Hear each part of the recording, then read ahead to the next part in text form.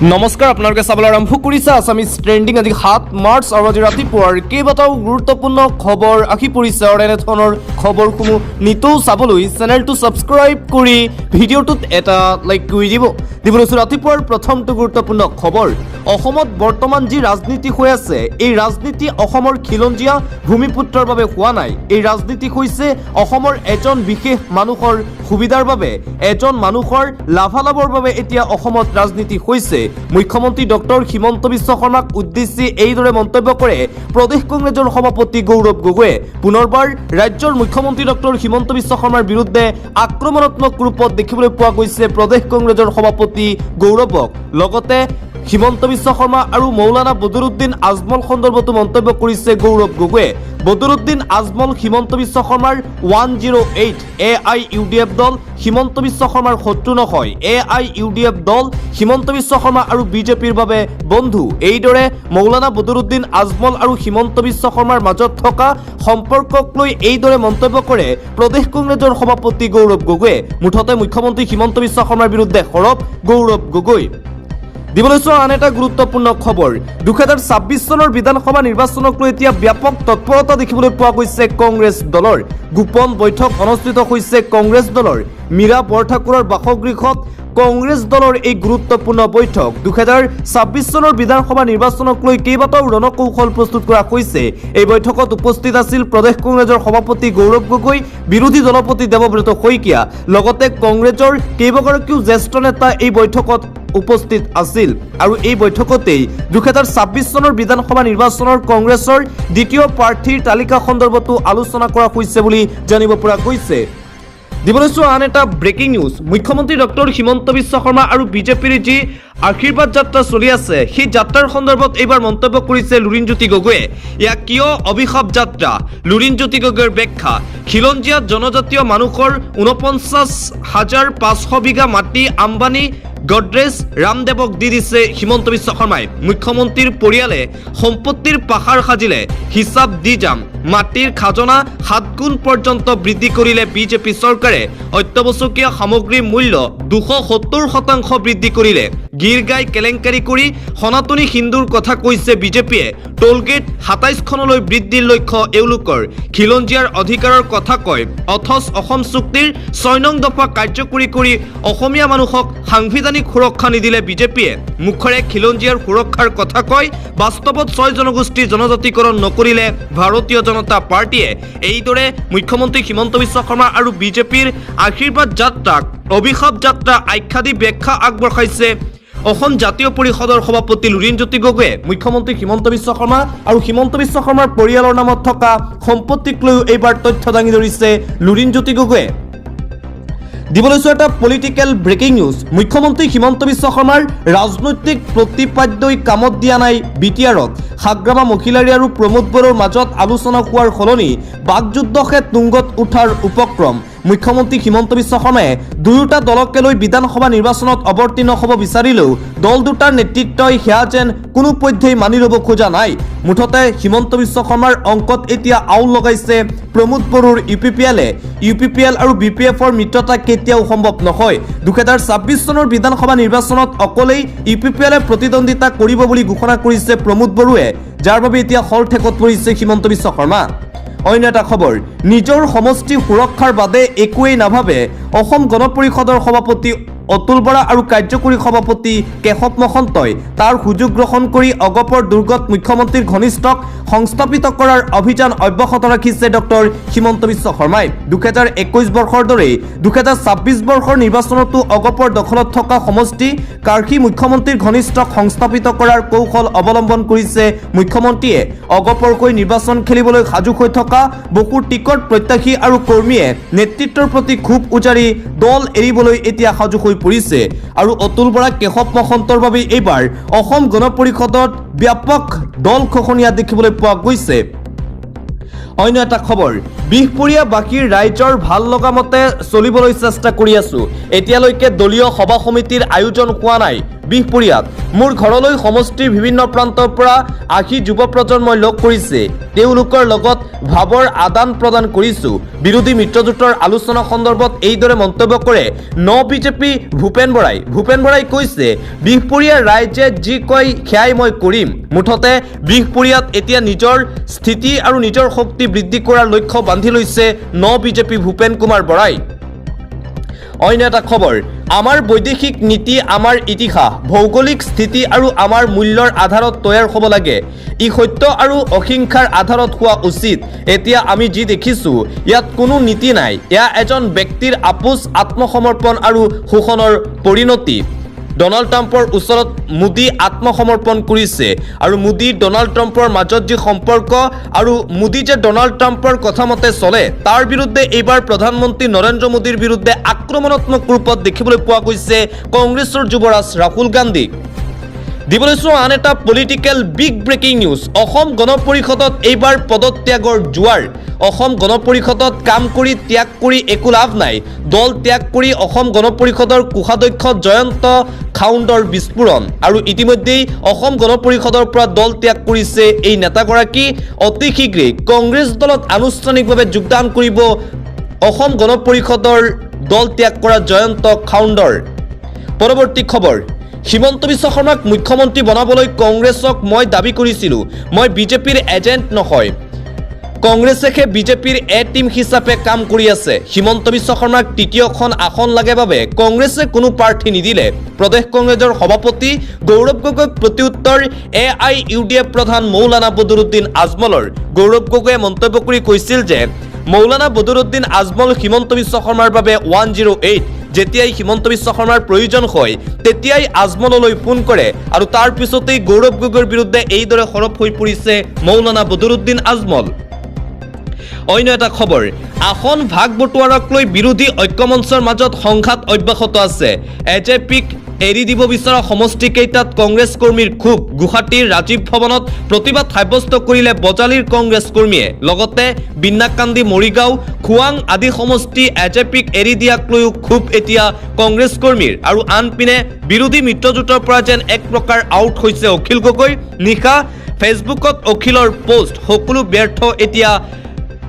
সকলো চেষ্টা এতিয়া ব্যৰ্থ হৈছে এইদৰে এতিয়া বিৰোধী মিত্ৰজোঁটত দেখিবলৈ পোৱা গৈছে আউল অন্য এটা খবৰ উদ্যোগপতি অনিল আম্বানীৰ 12টাকৈ ঠিকনাত ইডিৰ অভিযান ৰিলায়েন্স পাৱাৰ লিমিটেডৰ বিৰুদ্ধে মুম্বাই হায়দৰাবাদৰ একাধিক স্থানত ইডিৰ তালাচী ধন সৰবৰাহৰ জৰিয়তে বেংক জালিয়াতি কৰাৰ অভিযোগ উত্থাপন কৰা হৈছিল অনিল আম্বানীৰ বিৰুদ্ধে পৰৱৰ্তী খবৰ বিভাজন গঠাব পশ্চিমবংগৰ অংগক্ষত কৰিব মমতা বেনাৰ্জীৰ গৃহৰাজ্যৰ একেদিনাই পশ্চিমবংগৰ ৰাজ্যপাল অপসাৰিত কৰি লেফটেনেণ্ট জেনেৰেলক ৰাজ্যপালৰ পদবীত অতিষ্ঠ কৰোৱা হৈছে আৰু বিহাৰৰ মুখ্যমন্ত্ৰী পদবীৰ পৰা নীতিশ কুমাৰক অপসাৰণৰ আঁৰত নতুন কেন্দ্ৰীয় শাসিত ৰাজ্য গঠনৰ অংক ভাৰতীয় জনতা পাৰ্টিৰ বিহাৰ আৰু পশ্চিমবংগৰ হিমাঞ্চল মালদা মুৰ্ছিদাবাদ ৰায়গঞ্জ দিনাজপুৰ জিলাক লৈ গঠনৰ প্ৰস্তুতি নতুন কেন্দ্ৰীয় শাসিত প্ৰদেশ ইয়াৰ বাবে প্ৰয়োজনত পশ্চিমবংগত ৰাষ্ট্ৰপতি শাসন জাৰি কৰা হ'ব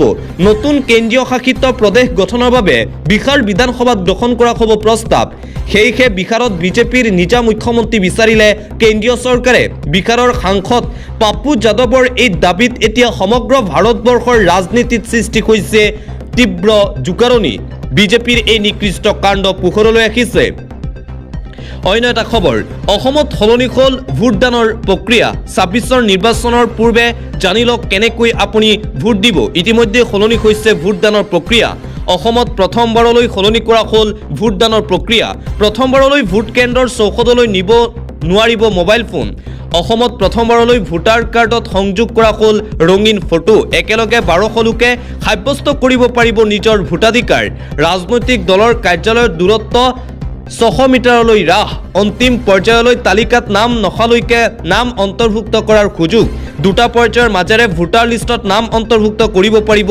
ভোটাৰে ফৰ্ম নং 6ৰ জৰিয়তে আবেদন কৰিব পাৰিব অন্তৰ্ভুক্তিৰ বাবে। তেতিয়াও যদি ভোটাৰ লিষ্টত নাম নাখে আয়ুক্তক কৰিব পাৰিব আবেদন। তালিকাত নাম অন্তৰ্ভুক্তি আৰু কৰ্তনৰ হস্তক্ষেপ কৰিব নোৱাৰিব কোনো দলে। অসমত 5,75,000 নতুন ভোটাৰ সংযুক্ত হৈছে। ECINET এপত জানিব পাৰিব ভোট সম্বন্ধীয় কথা। বিহুৰ দৰেই নিৰ্বাচনক উৎসৱ হিচাপে পালন কৰিবলৈ আহ্বান। ঘোষণা মুখ্য নিৰ্বাচনী বিষয়া গণেশ কুমাৰৰ। সমাগত নিৰ্বাচনক লৈ এই ডাঙৰ ঘোষণা কৰা হৈছে।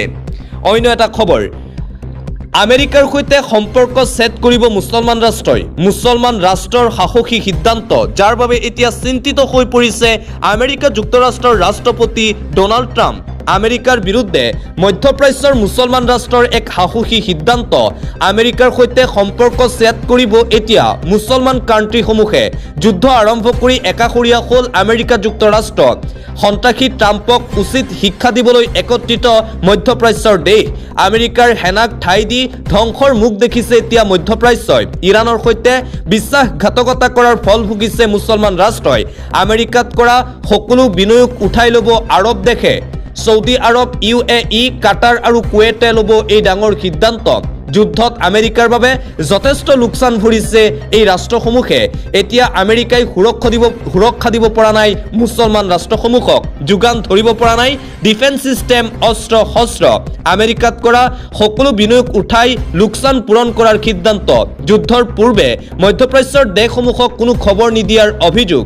কেৱল ইজৰাইলকহে আক্ৰমণৰ কথা জনাইছিল আমেৰিকা যুক্তৰাষ্ট্ৰই। বাকী দেশসমূহ হোৱা নাছিল যুদ্ধৰ বাবে সাজু। বাহৰেইন, ইজিপ্ত, ইৰাক, তুৰ্কী আমেৰিকাৰ সেনাক ঠাই দিয়াৰ এতিয়া ফল ভুগিছে। ডুবাইৰ দৰে চহৰো গৈছে এতিয়া ধ্বংসৰ মুখলৈ। মুঠতে আমেৰিকা যুক্তৰাষ্ট্ৰক বিশ্বাস কৰি এতিয়া বিপদত পৰিছে মুছলমান country. Gaza, Jordan, Kuwait, Azerbaijan, Lebanon, Oman, Qatar, Saudi Arabia, Syria, Yemen, UAEত আক্ৰমণ ইৰাণৰ। আমেৰিকাৰ বিৰুদ্ধে মধ্যপ্ৰাচ্যৰ মুছলমান ৰাষ্ট্ৰৰ এতিয়া সাহসী সিদ্ধান্তক লৈ সমগ্ৰ বিশ্বজুৰি আৰম্ভ হৈছে চৰ্চা। যুদ্ধৰ মাজতেই বিপদত পৰিছে এতিয়া আমেৰিকা যুক্তৰাষ্ট্ৰ। খালী হৈছে আমেৰিকাৰ তৈল ভাণ্ডাৰ। যুদ্ধ চলি থকাৰ বাবে এতিয়া আমেৰিকাত তেলৰ অভাৱ দেখিবলৈ পোৱা গৈছে।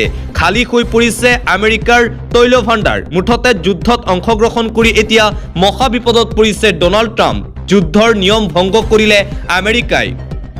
যুদ্ধৰ যি নিয়ম আছিল সেই নিয়ম সম্পূৰ্ণৰূপে ভংগ কৰিছে আমেৰিকা যুক্তৰাষ্ট্ৰই। কাপুৰুষৰ দৰে ইৰাণৰ নৌসেনাক আক্ৰমণৰ ঘটনাই জোকাৰিছে বিশ্ব। পানীৰ মাজত লুকুৱাই ইৰাণৰ নৌসেনাৰ জাহাজ ধ্বংস আমেৰিকাৰ, য'ত প্ৰায় 150 ইৰাণীয়ান নৌসেনাই হেৰুৱাইছিল প্ৰাণ। অন্য ৰাষ্ট্ৰৰ জলপথত প্ৰৱেশ কৰি এই আক্ৰমণ কৰিছিল আমেৰিকাই। ভাৰতৰ পৰা উভতি গৈ আছিল ইৰিছ ডেনা নামৰ জাহাজখন। ভাৰতীয় নৌসেনাই আয়োজন কৰা অনুষ্ঠানলৈ আহিছিল ইৰাণৰ সেনা। ভাৰতে আপ্যায়ন কৰি বিদায় দিয়া জাহাজখন ধ্বংস কৰিছিল আমেৰিকাই। ভাৰতৰ নিৰাপত্তাৰ প্ৰতিও ভাবুকি আনিছে এতিয়া আমেৰিকা যুক্তৰাষ্ট্ৰই। শ্ৰীলংকাৰ কাষত পানীৰ মাজৰ দৃশ্য দেখি আচম্বিত হৈছিল সেনা। মাজ সাগৰত ভাসি উঠিছিল ইৰাণৰ 150 সেনাৰ মৃতদেহ। সাগৰত জল সমাধি হৈছিল 20 নৌসেনাৰ ইৰাণৰ। বিচাৰি পোৱা নগ'ল তেওঁলোকৰ মৃতদেহ। আৰু যুদ্ধৰ নিয়ম এতিয়া ভংগ কৰিছে আমেৰিকা যুক্তৰাষ্ট্ৰই, যাৰ বাবে এতিয়া মহা বিপদৰ দিশে আগবাঢ়িছে আমেৰিকা। আন এটা গুৰুত্বপূৰ্ণ খবৰ, গ্ৰেপ্তাৰ হ'ব নেকি বেঞ্জামিন নেতানিয়াহু? কিয় উদ্বিগ্ন হৈছে আমেৰিকা যুক্তৰাষ্ট্ৰৰ ৰাষ্ট্ৰপতি ডনাল্ড ট্ৰাম্প? যিকোনো মুহূৰ্তত গ্ৰেপ্তাৰ হ'ব পাৰে ইজৰাইলৰ প্ৰধানমন্ত্ৰী বেঞ্জামিন নেতানিয়াহু, যাৰ বাবে এতিয়া শংকিত হৈ পৰিছে ট্ৰাম্প। যুদ্ধৰ পিছতেই জেল যাব লাগিব নেকি বেঞ্জামিন নেতানিয়াহুৰ? ইয়াক লৈ এতিয়া প্ৰশ্ন উত্থাপন। ইজৰাইল ইৰাণৰ যুদ্ধ সমাপ্ত হোৱাৰ পিছতেই নেতানিয়াহু জেল যোৱাৰ পূৰ্ণ সম্ভাৱনা আছে। 2020 চনৰ পৰা নেতানিয়াহুৱে এক ভ্ৰষ্টাচাৰৰ গোচৰৰ সন্মুখীন হৈছে ইজৰাইলত। নেতানিয়াহু জেল যাত্ৰাক লৈ উদ্বিগ্নতা প্ৰকাশ কৰিছে আমেৰিকা যুক্তৰাষ্ট্ৰৰ ৰাষ্ট্ৰপতি ডনাল্ড ট্ৰাম্পে। ট্ৰাম্পে কৈছে নেতানিয়াহুক এই গোচৰৰ পৰা শীঘ্ৰেই ৰেহাই দিব লাগে। এই দাবী কৰিছে ট্ৰাম্পে, যাতে নেতানিয়াহুৱে ইৰাণৰ বিৰুদ্ধে যুদ্ধত মনোযোগ দিব পাৰে। ট্ৰাম্পৰ এই দাবী প্ৰধানমন্ত্ৰীৰ বিৰুদ্ধে দুৰ্নীতিৰ গোচৰ চলোৱাটো ষড়যন্ত্ৰ আখ্যা দিছে ৰাষ্ট্ৰপতি ট্ৰাম্পে। নেতানিয়াহুক ৰেহাই প্ৰদান কৰিবলৈ 5বাৰকৈ পত্ৰ লিখিছে আমেৰিকা যুক্তৰাষ্ট্ৰৰ ৰাষ্ট্ৰপতি ট্ৰাম্পে। ইজৰাইলৰ ৰাষ্ট্ৰপতি ইছাক হেৰজগ পত্ৰযোগে এই দাবী কৰিছে ট্ৰাম্পে। ট্ৰাম্পৰ পত্ৰক সঁহাৰি জনাই ৰাষ্ট্ৰপতি হাৰ্জেকে ক্ষমা কৰা হ'ব বুলি উল্লেখ কৰা হৈছিল। অৱশ্যে ইজৰাইলৰ এজন জ্যেষ্ঠ বিষয়াই ট্ৰাম্পৰ এই দাবীক মিছা বুলি খাৰিজ কৰে। আন এটা গুৰুত্বপূৰ্ণ খবৰ, জুম্মা নামাজৰ দিনাই যোৱাকালি দেখিবলৈ পোৱা গৈছিল এক বিৰল দৃশ্য। লগে লগে সামাজিক মাধ্যমত ভাইৰেল হৈ পৰিছিল সেই বিশেষ দৃশ্য। মুছলমান সমাজে মুখ্যমন্ত্ৰীক দিছে উপহাৰ। পবিত্ৰ ৰমজানৰ মাজতে মুখ্যমন্ত্ৰীলৈ বিশেষ উপহাৰ। জুম্মা নামাজৰ দিনাই যোৱাকালি হিমন্ত বিশ্ব শৰ্মাক ডাঙৰ উপহাৰ দিছে। মুখ্যমন্ত্ৰীক নিৰ্বাচন খেলিবলৈ ধন দিলে মুছলমান সমাজে। মুখ্যমন্ত্ৰী হিমন্ত বিশ্ব শৰ্মাক 11,111 টকা আগবঢ়ালে মুছলমান সমাজে। নিৰ্বাচনী পুঁজিলৈ ধন আগবঢ়ালে মুছলমান সমাজে। নাহৰকটীয়াত মুখ্যমন্ত্ৰীক লগ কৰিবলৈ আহিল হাজাৰ হাজাৰ মুছলমান ৰাইজ। হাজাৰ হাজাৰ মুছলমান পুৰুষ মহিলাৰ মুখ্যমন্ত্ৰী হিমন্ত বিশ্ব শৰ্মালৈ এই বিশেষ উপহাৰ। আন এটা গুৰুত্বপূৰ্ণ খবৰ, ৰাজ্যৰ চাহ জনগোষ্ঠী লোকসকললৈ অসম চৰকাৰৰ বিশেষ উপহাৰ। প্ৰায় 80 কোটি টকাৰ ব্যয় সাপেক্ষে জনগোষ্ঠীটোৰ লোকসকলৰ বাবে প্ৰদান কৰিলে আৰ্থিক সাহায্য। চাহ জনজাতি আৰু আদিবাসী সম্প্ৰদায়ৰ ছাত্ৰ ছাত্ৰীসকলক জলপানী আৰু লগতে শিক্ষিত নিবনুৱা যুৱক যুৱতীসকলক স্বাৱলম্বী কৰাৰ উদ্দেশ্যে প্ৰদান কৰা হৈছে এই বিশেষ উপহাৰ। 26ৰ বিধানসভা নিৰ্বাচনৰ দিন চমু চাপি অহাৰ লগে লগে ইটোৰ পিছত সিটো অভিলাষী আঁচনি এতিয়া ঘোষণা কৰিছে হিমন্ত বিশ্ব শৰ্মাৰ নেতৃত্বাধীন বিজেপি চৰকাৰে। অন্য এটা খবৰ, তেজপুৰৰ ভাৰতীয় খাদ্য নিগমৰ গুদামত অব্যাহত আছে শ্ৰমিকৰ প্ৰতিবাদ।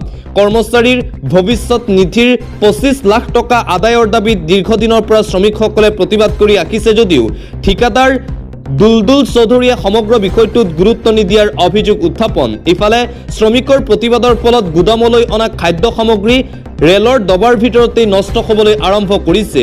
এতিয়াও অব্যাহত আছে তেজপুৰত শ্ৰমিকসকলৰ প্ৰতিবাদ। দিবলৈ চোৱা আন এটা গুৰুত্বপূৰ্ণ খবৰ, নীতিশ কুমাৰক বলপূৰ্বকভাৱে মুখ্যমন্ত্ৰীৰ আসনৰ পৰা অপসাৰণ কৰা হ'ল। এয়া বিজেপিৰ বিহাৰৰ জনতাৰ প্ৰতি প্ৰবঞ্চনা। সাংসদ চন্দ্ৰশেখৰ আজাদৰ এই মন্তব্য। বিহাৰৰ মুখ্যমন্ত্ৰী নীতিশ কুমাৰক পৰিকল্পনাভাৱে বলপূৰ্বকভাৱে বিজেপিয়ে মুখ্যমন্ত্ৰী পদৰ পৰা আঁতৰাইছে। বিজেপিয়ে কৌশলগতভাৱে নীতিশ কুমাৰক মুখ্যমন্ত্ৰী পদৰ পৰা আঁতৰাই নিজৰ মুখ্যমন্ত্ৰী পাতিব বিচাৰিছে বিহাৰত। মন্তব্য চন্দ্ৰশেখৰ আজাদৰ। দিবলৈ চোৱা আন এটা ব্ৰেকিং নিউজ, নতুন বছৰত বৰ্তমানলৈ কিমান ঋণ ল'লে অসম চৰকাৰে সেই তালিকা এই মুহূৰ্তত আহি পৰিছে। যোৱা 6 জানুৱাৰী তাৰিখে 1000 কোটি টকাৰ ঋণ, 13 জানুৱাৰী 1000 কোটি টকা, 20 জানুৱাৰী 1000 কোটি টকা, 3 ফেব্ৰুৱাৰী 1000 কোটি টকা, 12 ফেব্ৰুৱাৰী 1000 কোটি টকা, 17 ফেব্ৰুৱাৰী 2000 কোটি টকা, 2 মাৰ্চ 1000 কোটি টকা আৰু অহা 10 মাৰ্চ তাৰিখে পুনৰ 900 কোটি টকাৰ ঋণ ল'বলৈ সাজু হৈছে হিমন্ত বিশ্ব শৰ্মাৰ বিজেপি চৰকাৰে। 10 মাৰ্চ তাৰিখেই বহু আঁচনিৰ হিতাধিকাৰীসকলৰ একাউণ্টত ধন দিব, যাৰ বাবে এতিয়া 900 কোটি টকাৰ ঋণ ল'বলৈ সাজু হৈছে হিমন্ত বিশ্ব শৰ্মাৰ বিজেপি চৰকাৰ। অন্য এটা খবৰ, ভাৰতক ৰাছিয়াৰ পৰা তেল ক্ৰয়ৰ অনুমতি আমেৰিকাৰ। ভাৰতক 30 দিন সময় দিলে আমেৰিকা যুক্তৰাষ্ট্ৰই। ইতিমধ্যেই ভাৰতে ক্ৰয় কৰিছে প্ৰায় 20 মিলিয়ন বেৰেল তেল আৰু আমেৰিকাৰ ফালৰ পৰা এই পাৰ্মিশ্যন দিছে প্ৰধানমন্ত্ৰী নৰেন্দ্ৰ মোদীক। আৰু প্ৰধানমন্ত্ৰী নৰেন্দ্ৰ মোদীক আমেৰিকাৰ ফালৰ পৰা এই অনুমতি প্ৰদানৰ পিছতেই সমগ্ৰ ভাৰততে আৰম্ভ হৈছে বিতৰ্ক। ভাৰতবৰ্ষ বেলেগ ৰাষ্ট্ৰৰ ওপৰত এতিয়া নিৰ্ভৰশীল নেকি? বেলেগ ৰাষ্ট্ৰই পাৰ্মিশ্যন দিলেহে ভাৰতবৰ্ষই কাম কৰে নেকি? ইয়াকে লৈ এতিয়া বিৰোধী সৰব হৈ পৰিছে প্ৰধানমন্ত্ৰী নৰেন্দ্ৰ মোদী আৰু বিজেপিৰ বিৰুদ্ধে। আন এটা গুৰুত্বপূৰ্ণ খবৰ, আসাম ষ্টেট স্কুল এডুকেশ্যন বোৰ্ডে বৃদ্ধি কৰিলে উচ্চতৰ মাধ্যমিকৰ প্ৰথম বৰ্ষৰ পৰীক্ষাৰ উত্তীৰ্ণৰ শতাংশ। নতুন শিক্ষানীতি 2026 অনুসাৰে সলনি হ'ল উত্তীৰ্ণৰ শতাংশ। 30ৰ পৰা 33% বৃদ্ধি কৰা হৈছে উত্তীৰ্ণৰ শতাংশ। যোৱা নিশা আসাম ষ্টেট স্কুল এডুকেশ্যন বোৰ্ডৰ ফালৰ পৰা এক গুৰুত্বপূৰ্ণ নটিচ জাৰি কৰি এই কথা ঘোষণা কৰা হৈছে। পৰৱৰ্তী খবৰ, পবিত্ৰ মাৰ্ঘেৰিটা বৰ্তমান বিধানসভালৈ অহাৰ প্ৰয়োজন নাই। তেওঁ নৰেন্দ্ৰ মোদীৰ মন্ত্ৰীসভাত থকাটো আমি বিচাৰোঁ। 2029 চনৰ লোকসভা নিৰ্বাচনত তেওঁ গৌৰৱ গগৈৰ বিৰুদ্ধে যোৰহাট লোকসভা সমষ্টিত প্ৰতিদ্বন্দ্বিতা আগবঢ়াব। গৌৰৱ গগৈৰ বিৰুদ্ধে যোৰহাটত কেন্দ্ৰীয় মন্ত্ৰী পবিত্ৰ মাৰ্ঘেৰিটাৰ প্ৰতিদ্বন্দ্বিতাক নস্যাৎ কৰি মুখ্যমন্ত্ৰী ডক্টৰ হিমন্ত বিশ্ব শৰ্মাই কৰিছে এই ঘোষণা। বিধানসভা নিৰ্বাচনত নহয়, আগন্তুক যি 29ত লোকসভা নিৰ্বাচন আহি আছে, সেই লোকসভা নিৰ্বাচনতহে পবিত্ৰ মাৰ্ঘেৰিটাই গৌৰৱ গগৈৰ বিৰুদ্ধে প্ৰতিদ্বন্দ্বিতা আগবঢ়াব বুলি ঘোষণা কৰিছে মুখ্যমন্ত্ৰী হিমন্ত বিশ্ব শৰ্মাই। অন্য এটা খবৰ, জুম্মা নামাজৰ সময়ত অঘটন, ভাঙি পৰিল মছজিদৰ দেৱাল।